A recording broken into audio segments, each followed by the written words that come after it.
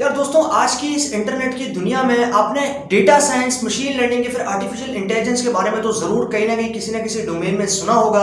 लेकिन दोस्तों, ऐसे में आता ना सवाल यहाँ पर डिसीजन लेने का, तो डिसीजन किस फ्लो के अंदर लेना चाहिए ये हमें बताती है यहाँ पर डिसीजन साइंस। और आज हम बात करेंगे इस डिसीजन साइंस के बारे में आज की इस वीडियो के अंदर। तो यार आज आप वीडियो आखिर तक देखते रहिए। मैं आपसे बात करूंगा यहाँ पर डिसीजन साइंस के बारे में। और दोस्तों, हम जानेंगे कि इनसाइट्स को पिक करने के बाद में कंपनीज किस तरीके से डिसीजन लेती है। नमस्कार दोस्तों, मेरा नाम है यशवंत और आप देख रहे हैं माइक्रो माइंड। चलिए शुरू करते हैं।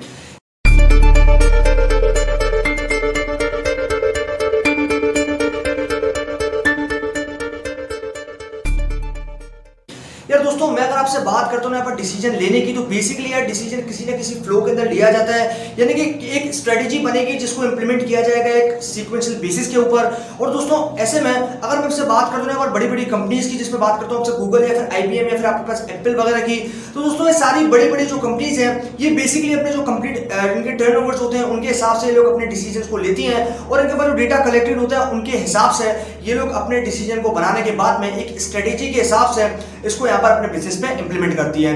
अब दोस्तों, हम यहाँ पर बात करें अगर डिसीजन साइंस की, तो डेटा साइंस इस तरीके से आपके पास बात करता हूँ डेटा साइंस की।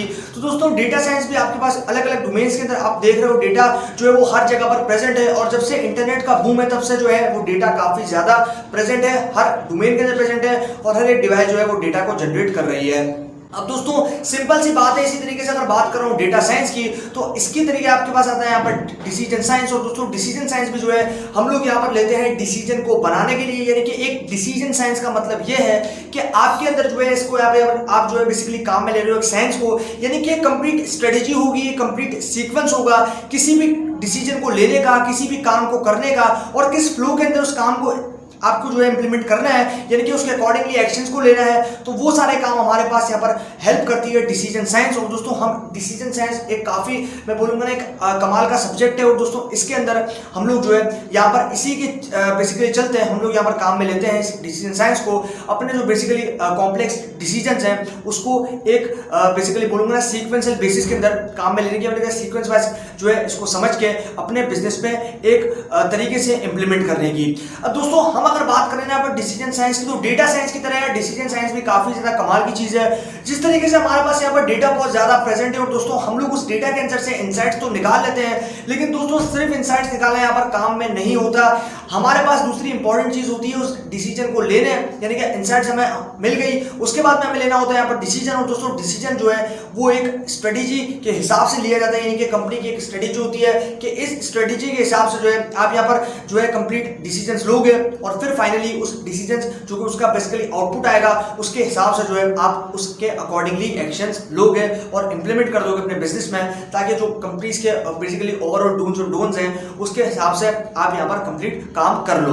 अब दोस्तों, हम यहाँ पर अगर बात करें ना यहाँ पर डेटा साइंस की, तो दोस्तों डेटा साइंस में तो आप भी जानते हो कि बहुत सारे जो आपके पास अलग अलग डिपार्टमेंट होंगे, मतलब अलग अलग डेटा के ऊपर जो है वो बहुत सारे आपके पास डेटा रिसर्चर्स होते हैं, डेटा एनालिसिस्ट होते हैं, डेटा साइंटिस्ट होते हैं। ये सारे अलग अलग जो है इसके अंदर सब कैटेगरीज होती है, जिसके अंदर आपके पास डेटा के अंदर जो है सारे लोग अपना अपना काम जो है वो करते हैं और फाइनली डेटा के अंदर जो है वो तैयार करते हैं एक प्रॉपर फॉर्म में, ताकि उसमें से जो है वो यूजफुल इनसाइट्स को निकाल के डिसीजन को बनाया जाए। अब दोस्तों, डिसीजन को बनाने के लिए हमारे पास यहाँ पर एक और चीज आती है जो कि होती है डिसीजन साइंस। और डिसीजन साइंस बेसिकली यहाँ पर डिसीजन लेने में हमारी हेल्प करती है।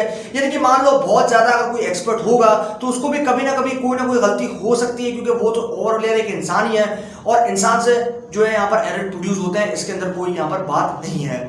अब दोस्तों, हम लोग अगर यहाँ पर बात करना है डिसीजन लेने की, तो इसी डिसीजन साइंस को हम यहाँ पर लेते हैं काम में। और दोस्तों, ये डिसीजन साइंस हमारी हेल्प करती है ताकि हम जो है यहाँ पर अलग अलग तरीके से अलग अलग जो बेसिकली यहाँ पर डिपार्टमेंट होंगे, अलग अलग रिसर्चर्स होंगे, उसके ऊपर रिसर्च करेंगे और रिसर्च करने के बाद में सारे जो कंप्लीट उसके पास पैरामीटर्स आएंगे, उस पैरामीटर्स के अकॉर्डिंगली आप यहाँ पर फाइनल डिसीजन बनाओगे और वो फाइनल डिसीजन चला जाएगा इंप्लीमेंट होने के लिए आपके बिजनेस के ऊपर।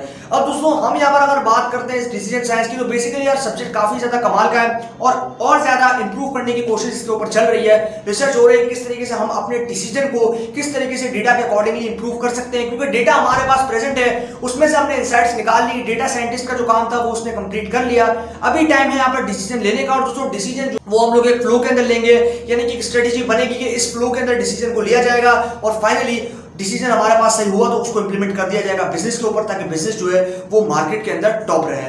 तो ये हो गई यार हमारे पास यहाँ पर कहानी इसी डिसीजन साइंस की।